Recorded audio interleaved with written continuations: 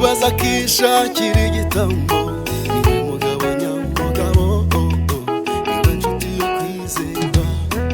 Mu makuba ritamurura, mu wibaza akishakira igitambo, niwe mugabo nyamugabo, niwe nshuti yo kwizerwa.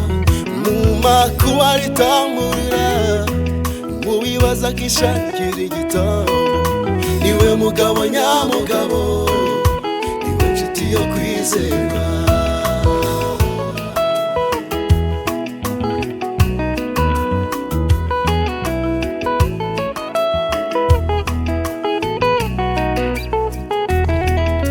Niwe rurema rwa byose, ni nawe ubigaba, umunezero udasanga ahandi arawuhorana. Niba nawe umwizera humura urahiriwe, uzahorana itoto nk'umwana uri kumuha.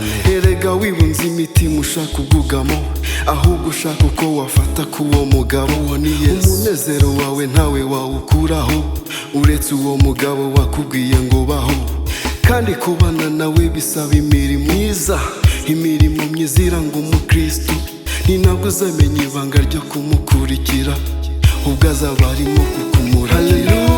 Yesu n'ubwugamo,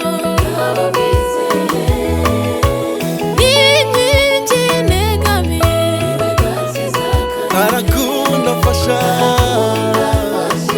abashavuye, niwe soko nziza arakunda afasha abashavuye, uwo mwami niwe soko nziza y'ubugingo. Arakunda afasha abashavuye, abashavuye niwe soko